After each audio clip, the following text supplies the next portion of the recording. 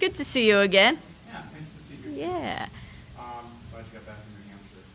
Yeah, miraculously, I squeezed my flights right in. No problems. No delays, no nothing on Monday. Wow. Yeah. I did not expect you to be back.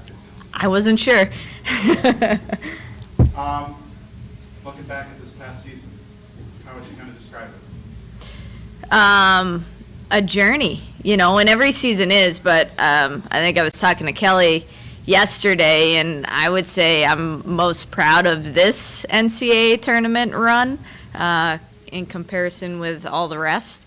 I think when you graduate, the players that we've talked about a lot, but let's not forget, 2 Olympians. Gabby was a Patty Kaz top 3 finalist in whatever her senior year it was.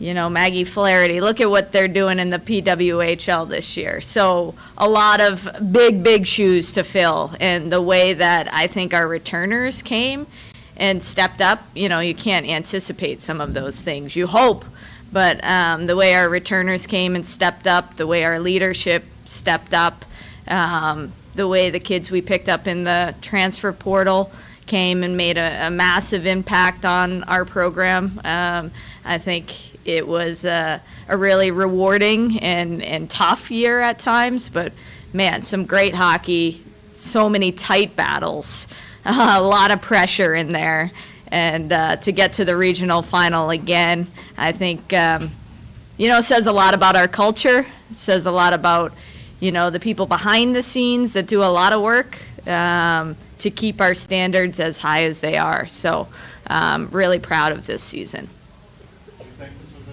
team that could get back to the NCAA tournament? Did you feel that this was an NCAA tournament team, a regional final team? At the beginning? At the beginning of the year, at the very start. I always hope, and I think we always have an edge because of our culture and because of the people that we're able to attract here. But I thought it was going to be hard this year, that's for sure. I thought, I think we always have a chance because of our culture, because of the league we play in, but I thought it was going to be hard to get there. I know you guys struggled against Ohio State, Wisconsin, Minnesota, but how tough is it to do what you guys did? And what did we say on the podcast, Bruce? They lost 1 game to someone below them, and they avenged it because it was St. Cloud. Still Right. avenged it because it was St. Cloud. Right. It felt like your team took care of business when it needed to. And didn't. We've talked in way years past. I can think of a couple of teams that just missed out on the tournament because maybe they played down to their competition. What's changed that now you guys, you play up to the competition, you don't play down, you take care of business when you need to? Yeah, I think that's a great question. Why did we not in the earlier years? I think now we're just more established. I think our goals of winning a national championship are talked about at the beginning of the season and making the NCAA tournament. So it's just the expectation. And in those years that I think 18, 19, 19, 20, that we were just outside. Even last year, that lost to St. Thomas. Oh, yeah, we needed that. That was a good kick in the butt for us. Yep. Even like those teams Yes, about yes, were really, really good. yes, Had a defeat like that. yes. St. Cloud didn't get in the NCAA tournament because they didn't take care of business. Right. It wasn't just because they lost to you guys. Right. Oh, yeah, I know they had some other But they had some big bad losses. Yeah, bad losses. Yep. Talking about it on the men's side, why isn't this team in the NCAA tournament? Well, they've had losses. I think the players in the locker room, when you live through some of those bad losses that you've talked about, you're a little more alert when it comes around. And I think with the margin of error this year being so tight, we didn't take anybody for granted. And there were no assumptions made that we were going to win games. And I think we played pretty consistently against those teams all the way through with UConn. That was another one we were supposed to beat, and we got it done. So that's a good point you're making. With respect to that, the idea you didn't have any bad losses. You also struggled against those top teams. Yep. How do you get over that hump where you can maybe win a couple of those games and put yourself in a better position? That's my goal. I think we learned that this year in particular, the value of getting one of those top 5 spots. So even 4, but I think top 5, knowing your opponent for a week heading into the tournament is nice, whether you're on the road or at home. And I think it's really important. We had moments throughout the year that we could have, if that second Colgate game is a win instead of a tie, if Quinnipiac went better for us, if we held the lead we had against Wisconsin, if we had beaten Minnesota instead of tying. There are those moments, and I think with those 3 or 4 in particular, we would have been in maybe one of those spots that I'm talking about, or we would have been pretty close. So I think that's the important message that me as a coach, I need to impress that upon the team early, that we're not just happy to get in. We got to put ourselves in a spot where we can do some damage and put ourselves in the best possible situation. I also think, our league is so good and it's so different with the opponents, and we've talked about this over the years, and I think we just have to work on the mental side of playing those big teams and understanding that we're a really good team. It's not one night we're this team, one night we're another. I thought we were pretty consistent throughout the year, and we have to be consistent against those teams. And I think that's a belief in what we're able to do, and continuing to play the style that we play against teams that we maybe feel like we should win. One of the reasons why, like 2 of those games against Ohio State in the regular season, they don't score any 5v5 goals against you. Yep. Wisconsin, a couple of those games were extremely tight. Yep. Because you were so good defensively. It wasn't just your goaltender. Yeah, our goaltenders are great, Mm-hmm. but you were really good defensively. You lost an Olympian and now a very good PWHL player from the blue line last year. How did you do that? The goaltending is one thing, but Right. the defensive play from the hop was really good. Yeah, and Taylor Stewart started for Minnesota all year long, so 3 key departures. And I thought Baskin had a tremendous season, a big step up from last season. I thought Ida Carlson came in and just got better and better as the season went on. Tova Henderson, who we never talk about because she's not flashy, she's not getting on the score sheet a lot, but she played with Nina pretty much the entire second semester. And so I think those people, and Nina herself, like what she did from last year, she gained a ton of confidence in her production last season and playing with those guys and becoming an assistant captain this year. She took those guys under her wing. Brenna Furman and Paula Bergstrom, who we don't talk about a lot either, but those are key players, in our top 6. Or Brenna's been playing, key minutes for us since her freshman year. She was in the national championship game. Paula comes in with a ton of experience internationally and is just older, smart, more mature. So, I thought our 6 were really good. Defense also includes offense. I think that's something that's our bread and butter is 200-foot play, how we play in the D zone, really good structure, really good layers, and we look for players that take pride in that, and so I think defense, when you look at those numbers, it's everybody. Mary Kate O'Brien was somebody who, as the season went on, really jumped off the page for me. Fearless, not the biggest player, No. but completely fearless Yep. in any facet of going in corners, getting in on the boards, battle levels high. Feels like she's got the skill level you need as well. What kind of step did you see her take this year? Yeah, she was huge. To the opening question, what did you think about the season? It's players like MK that made it what it was. I thought she took massive steps right away. Hey, you guys have gotten to know her through these press conferences. She's a student of the game. She's a rink rat. She loves hockey and loves to work. And so I think it's only a matter of time that someone like that is going to have a breakout season. And she was huge. She played, top 6 role pretty much all season long. Power play, PK, everywhere. And it's exciting that she has so many years left with us because she's only going to get better and better. Do you think you guys maximized your goal scoring potential this year? Were there more goals out of this group? It seemed like that Yeah. You and Ohio State and Minnesota. Yep. And we talked about the Ohio State game when they got up 3-4 goals. It Yeah. seemed a tough mountain to climb. Do you feel like you maximized the goal potential? Oh, it's hard to say. It's hard to say because a lot of players increased their goal scoring. So I want to say no, of course, because I think everybody can do more and maybe more consistently in that area, where some days we'd score 5 and other days it'd be tough to find them. And that's just hockey and the way games go. But, I obviously want to be able to score more goals and not have it be so tight. I think that's a ton of pressure to put on goalies. When you're in these 0-0 games or 1-0 games and they feel like they have to be perfect.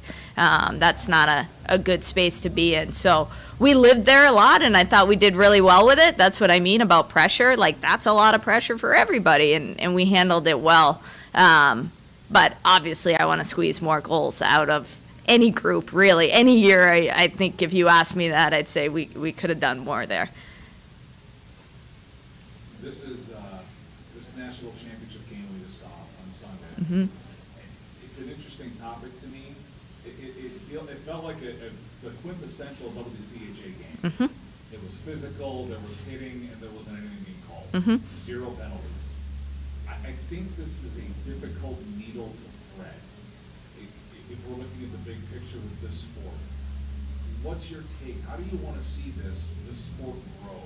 It feels like they're trying to draw a line, but I don't know where that line necessarily is as to what is too physical. So you're saying that there were penalties you thought could have been called in that game? I think so. Yeah. I thought it was, maybe 1 or 2, but I thought they did a pretty good job. If you remember, the national championship the year before was also 1-0. I think there were definitely penalties called. We had an all WCHA crew in this national championship. So that was, I think, probably familiar for the coaches to know what they were going to get. I think penalties are important to call so that you don't have injuries. There was an injury. I don't know exactly what happened on the play, but there was an injury to a top 4 defenseman for OSU who didn't get to join her team on the ice until, she had to come off from the bench to celebrate. So I don't know what happened there, but I think penalties are important to call. I would like consistency with that. I don't think we need to be like men's hockey. You're seeing that in the PWHL, so now that's trickling. I am curious to see where this all goes down the line, whether we're going to loosen our regulations in order to help direct our players into the PWHL and be ready for what they're allowed to do there. But currently that's not the case. So we need to call penalties when they happen and not be, I guess, afraid to call penalties because, usually in the playoffs your special teams are massive, right? And for most teams around the country and in other leagues and on the men's side, that's what wins and loses playoff games. And so not the case in our league necessarily, not the case in that game. I don't think Mark and Nadine would have too many complaints, though, about that refereeing. The reason I ask is I think this is a tough needle to thread. And I think our league does an okay job with it for the most part. There's been some times that I've seen some things that I think are over the line that don't get called, and there's been challenges, and they look at it like that should be called, and it's not. Mm-hmm. But the PWHL is a good example of it. It can go too far, Mm-hmm. and I feel like there's a rule change here. Do you want to see some sort of a directive to the officials that maybe reinforces what's already there? What I would like to see, because the WCHA is more lenient with body contact, I would like to see more stick infractions. We have talked about this for years. And when I watch men's games and I see what a slash is, I see that in the women's games, and that's not a slash. So we're allowed to whack and do a lot of things, hook and slash and whatever out there. And so if we're going to be more physical on the walls, then you have to call the stick infraction. So that's an area, it's more of a point of emphasis that I would like to see happen if we're trending in this direction. Are there any actual changes that you want to see with Naples coming up and being the region? Some of the things that come into play, and you guys do you have the list of what they're talking about? No. Some of the things we'll spend a lot of time on that I'm just not, they don't necessarily pertain to anything I'm worried about. They're talking about high sticking in the neutral zone and things like that. For me, it's more consistency with the calls, knowing what the calls are nationwide. As I said, stick infractions, I think, should be tighter if we're going to let our women play more physical. Some of the things that they want to do with challenges, I hesitate on because of, personnel, camera availability in all the buildings that we play in, not all the same. We are not the NHL. We don't have 3 video people up there. We don't have iPads on the benches. So I feel like some of those things make more sense at the NHL level than they do at the college level. What do you think of the current challenge system, the way you've had a couple of years now, where basically if the puck crosses the goal line, it's called a goal, they're not looking at this to challenge it. Right. And a lot of other stuff is kind of officials' discretion or coaches' challenge. What do you think of the system and how it's been executed? Different this year, right? Because more was put on the coaches. I think probably the games moved more quickly, and I'm not sure. I know there have been some long challenges on the men's side. I'm not sure that ours have been so egregious that we can't allow our refs to take a peek at things. And I think the way we moved it this year to put more responsibility on the coaches deterred our refs from looking at things that maybe they wanted to. So I had no problem with the referees looking at things. Because I have to challenge everything now, that puts pressure on our video, pressure on our staff, pressure on us to make those important decisions. So I liked it more when they had a little more responsibility as well. That's women's hockey. So I don't know as much about how you guys would feel about I know how you would feel about that on the men's side, I think, but that's just my take. I just don't need 5-minute reviews. Right, right. That's all I care about at this point. If you look as much as you want, it shouldn't take more than 2 minutes. Right. And then let's get back going. If it's taking that long, then just stick to what you call, it's fine. Yeah. And I don't think our refs tend to take that long. Yeah, so. I think I had more. Do you think too many calls are overturned? Like, I often wonder, I think this is probably more problem I see on the men's side, is I've shared it with Bruce, it's my Bigfoot theory. The longer you stare at the blurry blob in the photo, the more you're convinced it's Bigfoot. And sometimes I wonder in those 5-minute reviews, like, they're supposed to be conclusive. Right. Like, we're only supposed to be overturning things in video review when it's conclusive, and I don't know if we're always doing that. Yeah, I think they want to get it right. They do feel the pressure of the moment, I feel. And yeah, I mean, it's hard to say. What are your thoughts on the role of the transfer portal in women's hockey? You have 2 players, including Haley McLeod, a dynamite season here. 2 sophomores going into the portal, obviously looking for more playing time. Yep.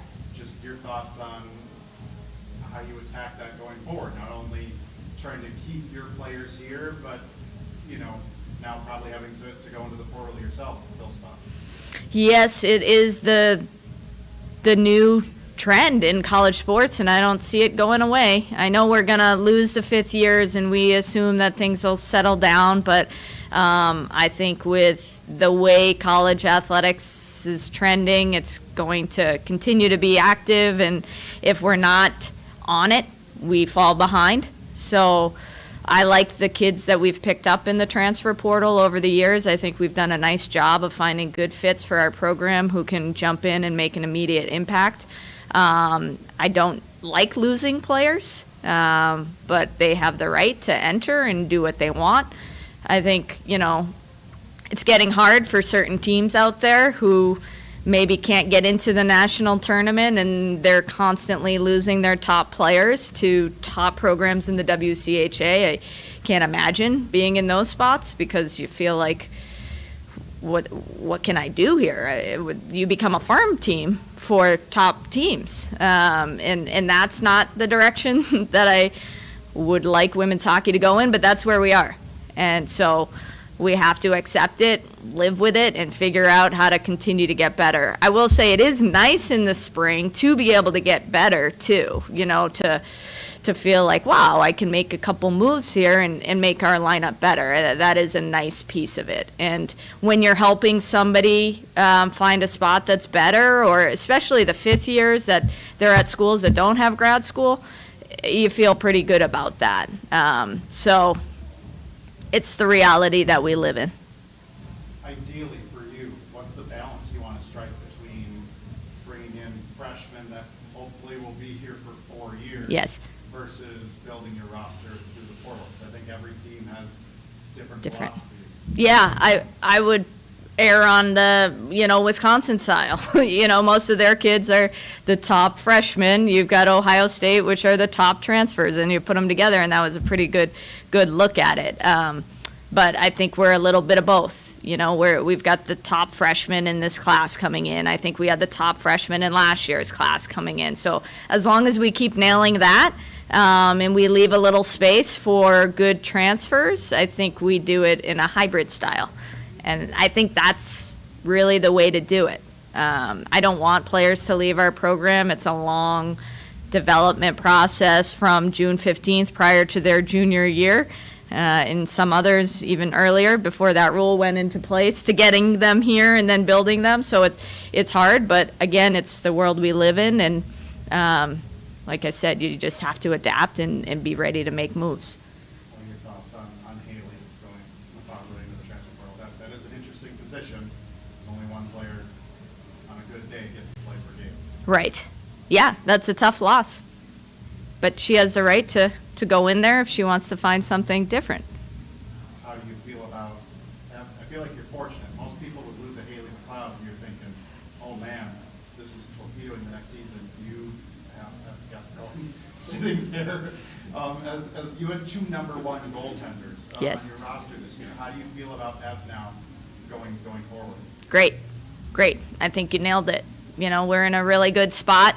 I do think the goalie tandem, though, is the wave of the future. If you look at our league, most teams did that this year, and maybe they lean on one in the final games. But for the most part, a lot of teams did that, and I've been spending a lot of time thinking about it. And I think with the PWHL and the longevity of goalie careers, when you don't have to play 40 games a season and put the wear and tear on your body throughout your entire college career, I think it makes sense. I think you're going to get more out of your post-collegiate career and go make some money and go thrive. So for me, I'm a Boston girl. I've got Olmark and Swayman. The goalie hugs, that's kind of, that's my team. So you're seeing that up there, and then I think it's trickling into at least the women's side in the last couple of years, and I do think it's going to be the wave of the future. So you don't think it was a coincidence this year when we looked at top save percentages in the NCAA, and I think the National Goaltender of the Year award committee maybe struggled with this a little bit. When you look at the top goaltenders, UMD, St. Cloud, UConn, Clarkson didn't play 2. Just one. Yep. But you looked at the top 5-6 goaltenders. Yeah. They were all splitting time. Ohio State had 2 really good Yep. goaltenders this year. That's not a coincidence. I don't think, and I think Clarkson's goalie was exceptional this year, but is she the only one? Her and St. Cloud, Northeastern. Phillips. Yes, so Northeastern and St. Cloud were the only teams with top goalies that didn't make the NCAA tournament, Yeah. right? And St. Cloud was doing the tandem. Yeah. So I guess, And those were 2 of the last teams. right. Well. So point being, 3 out of the 4 Frozen Four teams alternated goalies for the most part. I mean, Kirk played more than Teely this year, but in general, there were 2 goalies playing on 3 out of those 4 teams. So I think I think that might be the trend. And I think there's something valuable to that, to the athletes as they look at the longevity of their careers. So as you look at roster building for next season, Yep. 4 recruits signed NLIs right now? Yep. How do you address, you don't have a goaltender signed. Obviously, you weren't anticipating needing you wouldn't have signed a goaltender to an NLI. Right. So how do you feel like you're going to fill that spot? Is that definitely a transfer portal? Are there recruits out there? How do you attack that? There are both options on the table right now. I think, there's some interesting people in the portal. And so we're attacking it by covering all of our bases. And I want somebody that can play, I don't think it makes sense to not do that. I want to win championships, so I'm doing whatever I can to put our team in the best possible position to do that. So this isn't just about finding a reliable veteran backup for Ab. This is someone that will challenge and possibly split time with that. Well, I think challenging your starter is really important. In terms of splitting time, that's a different story. But I think you want somebody in that role who can play, because you never know what can happen, right? And you need somebody who can play and help you win. So it's a tricky role to fill. How many more players are you looking to add to next year's roster? And I think we had talked last year, you might have taken another person if it was the right fit and such. Like ideally, how many players are you looking to add, whether it's recruits or portal? You won't like the answer, but it's fluid.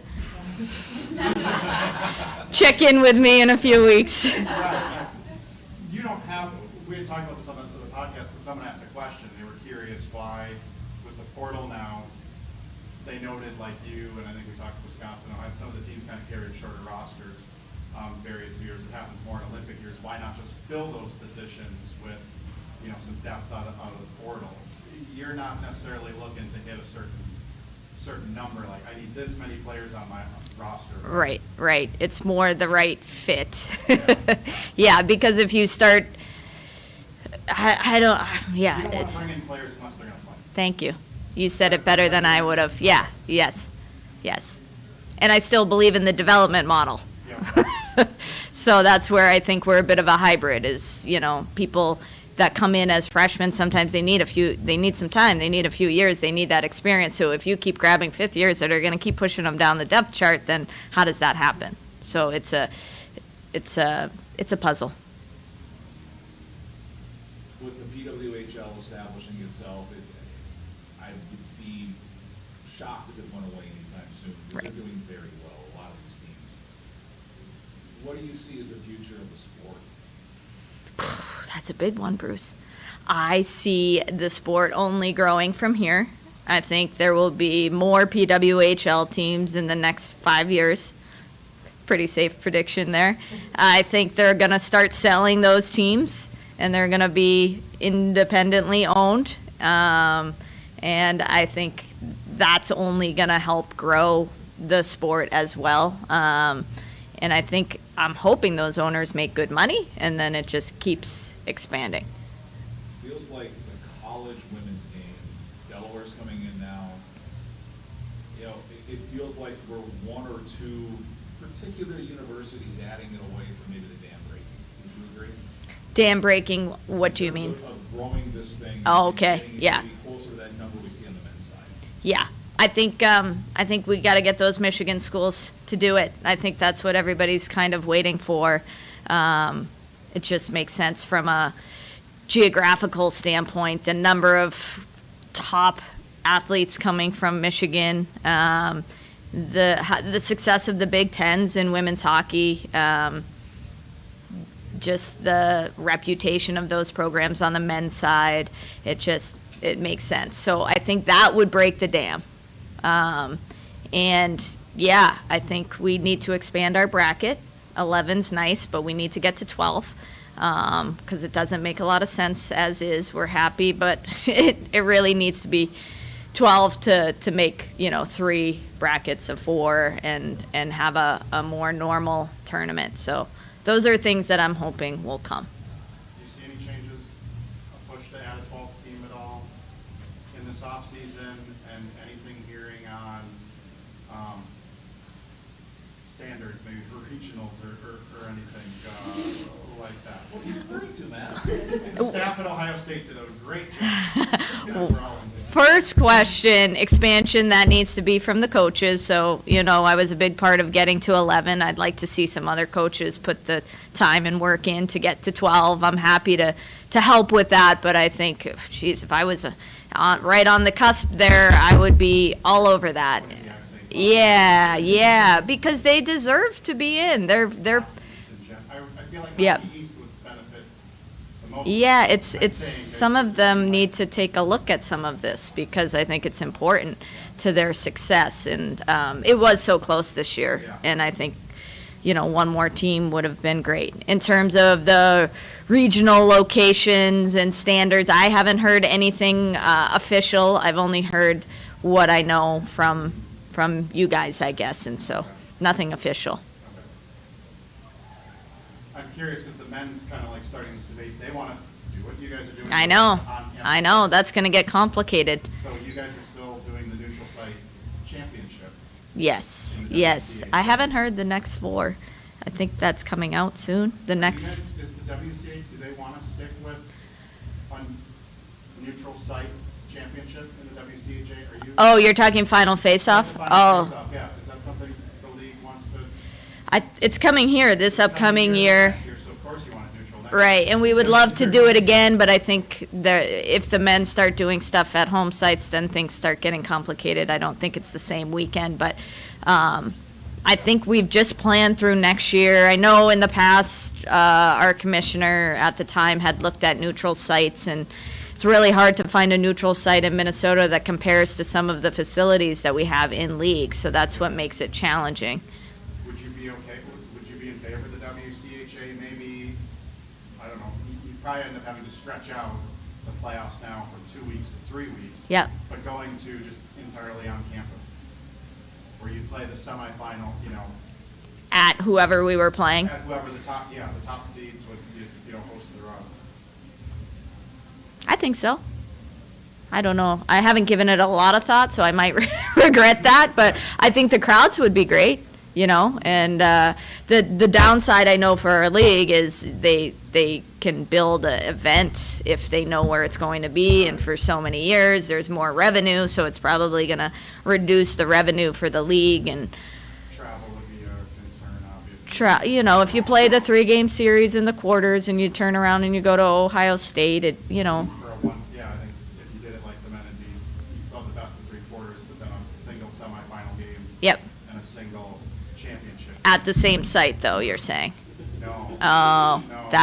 that probably wouldn't work. That wouldn't work. I think the host, whoever's the top, Whoever the top remaining seed would then host the final. host the final face-off, Yeah, yeah. that would be- And I think that would be fine. That would- You couldn't get 14 to Ohio State. That becomes a problem. You couldn't do 4 teams at Lamont, could you? No. Because they barely. So I guess it's back to us and the Gophers. Finally, See, but you're stumbling into some of the problems that we've had and probably why Ritter has hosted it for so long. Right. But I'm open to new ideas.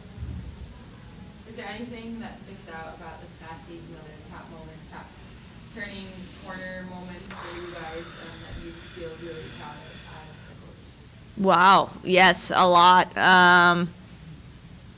It's easy to point to Colgate, but that was a big point in our season, I think, to show how good we were. And at that time, they were number 2 in the country, and shutting them out on Friday night and tying them the next night, I think that was a statement. Then we followed up with on the road at Wisconsin, beating them on Saturday. So those were 2 marquee wins for us. And if you look at the game tape, there are so many moments in there that are just unbelievable. Emma, our assistant coach, reminded our team of that second game. It was 0-0 into the third period, I believe. There were a ton of penalties. I can't remember if it was the first period of the game. I think it was. First period, I think we had 3 or 4 penalties called on us, and it felt like, whoa, we're going to have to kill for 4-6 minutes, and we did. and kept it at even, and then, turned the tides in the third. And so a lot of little moments within those big games. The St. Cloud, clinch to get home ice on Friday night, to get it done right away on Friday night. The St. Cloud sweep in the tournament was massive, holding them to 0 goals, and I forget how many minutes. I read that in one of Kelly's stories. That was massive. That's okay. 245 in a row in this building, because there were 4 games before overtime. 245 minutes. Yeah, that's incredible. That's incredible. And obviously the UConn double OT game was just an incredible game. The roller coaster of emotions, talk about pressure, 0-0 for however many minutes, and then, the offsides challenge, and then to win it 8 minutes later. That game had a little bit of everything in it, and I think I've talked to Kelly about this and others. I feel like that game embodies our season.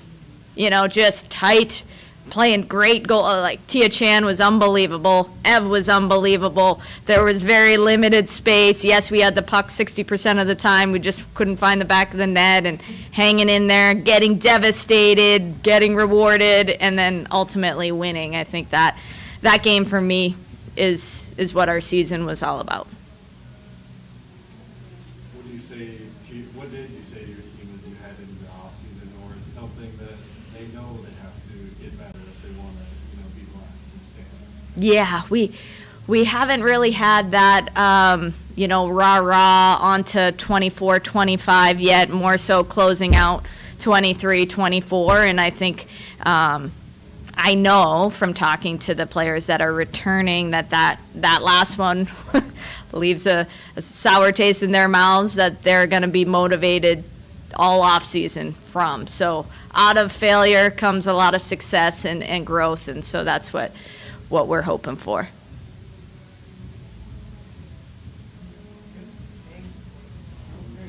Nice, you guys. Wow. Thanks.